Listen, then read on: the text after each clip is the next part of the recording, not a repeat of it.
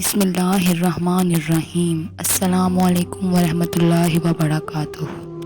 اللہ تعالیٰ نے سب سے پہلے کس چیز کی تخلیق کی اور حضرت آدم علیہ السلام کو پیدا کرنے سے پہلے میرا رب کہاں تھا؟ یہ ایک ایسا سوال ہے جو ہم سب کے ذہنوں میں آتا ہے۔ انشاءاللہ تعالیٰ اس ویڈیو میں ہم اسلام، قرآن اور حدیث کی روح سے آپ کو بتائیں گے، اور انشاءاللہ تعالیٰ اس طرح کی مزید ویڈیوز آپ کو اس چینل پہ دیکھنے کے لیے ملیں گی۔ اگر آپ نے اس چینل کو بھی سبسکرائب نہیں کیا تو پلیز سبسکرائب کر دیں۔ حضور اکرم آقا دو جہان صلی اللہ علیہ وآلہ وسلم سے کسی صحابی نے پوچھا کہ اے اللہ کے رسول، جب کچھ نہ تھا تو ہمارا رب کہاں تھا، اور اس نے سب سے پہلے کس چیز کی تخلیق کی؟ حضور اکرم صلی اللہ علیہ وآلہ وسلم نے جواب دیا کہ جب کچھ نہ تھا تو صرف اللہ تھا، اور اللہ نے اپنا عرش سب سے پہلے پانی پر بنایا۔ پھر میرے رب نے قلم پیدا فرمایا اور قلم کو حکم دیا کہ لکھ۔ قلم نے اللہ کے حکم سے اور اللہ کے علم سے قیامت تک ہونے والے تمام واقعات لوح محفوظ میں لکھ ڈالے۔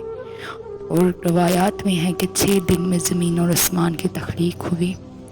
ان کی جو ترتیب ہمیں روایات سے ملتی ہے، ان کے مطابق اللہ تعالیٰ نے ہفتے کو مٹی یعنی زمین بنائی۔ اللہ تعالیٰ نے جب زمین پیدا کی تو وہ کانپنے لگی۔ میرے رب نے اس میں پہاڑ بنائے تاکہ زمین کو سہارا دے، اور زمین ساکن ہو گئی۔ سبحان اللہ۔ پھر میرے رب نے پیر کو درخت بنائے، اور پھر منگل کو بیماریاں، تکلیفیں، مصیبت، جراثیم پیدا فرمائے۔ بدھ کو میرے رب نے نور بنایا، اور جمعرات کو چوپائے بنائے اور انہیں زمین میں پھیلا دیا۔ اور جمعے کی آخری گھڑیوں میں میرے اللہ نے نسل انسانی کے پہلے انسان حضرت آدم علیہ السلام کو پیدا فرمایا، جو نسل انسانی کے سب سے پہلے انسان ہیں اور ہم سب کے باپ ہیں۔ اور کائنات کی تخلیق میں انسان کو سب سے آخر میں پیدا کیا گیا۔ سبحان اللہ۔ اللہ تعالیٰ نے انسان کو بنانے سے پہلے اس کے لیے تمام آسائشیں اور تمام ضروریات کو بنایا۔ یہ ہے میرے رب کی 70 ماؤں جتنی محبت، کہ انسان کو بنانے سے پہلے اس کی ضروریات کی اشیاء بنائی۔ حضرت آدم علیہ السلام کو پیدا کرنے سے پہلے کون سی مخلوق تھی؟ روایات میں ہے کہ 2000 سال پہلے، حضرت آدم کی تخلیق کے 2000 سال پہلے دنیا پر جنات کا ٹھکانہ تھا۔ یہاں جنات رہا کرتے تھے۔ وہ اپنے فتنہ فساد میں حد سے بڑھ گئے تو اللہ تعالیٰ نے فرشتوں کا ایک لشکر ان کی طرف بھیجا۔ ان میں خوب معرکہ آرائی ہوئی، اور آخر میں فرشتوں کو فتح ہوئی، اور بہت سے جنات ہلاک ہو گئے، اور بہت سے جنات جزیروں کی طرف بھاگ گئے، اور آج بھی ان کا ٹھکانہ جزیرے ہی ہیں۔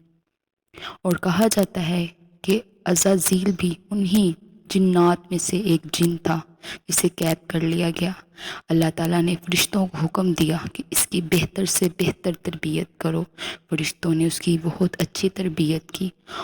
عزازیل ایک ایسا جن بنا جس نے آسمان کا کوئی ایسا حصہ نہ تھا جہاں اللہ تعالیٰ کو سجدہ نہ کیا ہو۔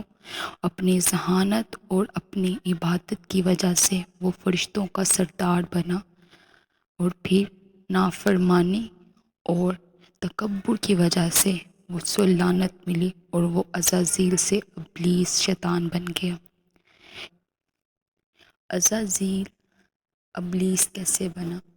اور اتنی ذہانت اور اتنی عبادت کے باوجود اللہ تعالیٰ نے اسے درگاہ الہی سے کیوں نکالا؟ یہ جاننے کے لیے ہمارا پارٹ 2 دیکھیں۔ اللہ تعالیٰ سے دعا ہے کہ اللہ تعالیٰ میرے تمام مسلمان بھائی اور بہنوں کو اپنی حفظ و ایمان میں رکھے، اور ہمارے دین کو تر و تازہ رکھے، اور ہماری موت اسلام پر ہو۔ آمین ثم آمین۔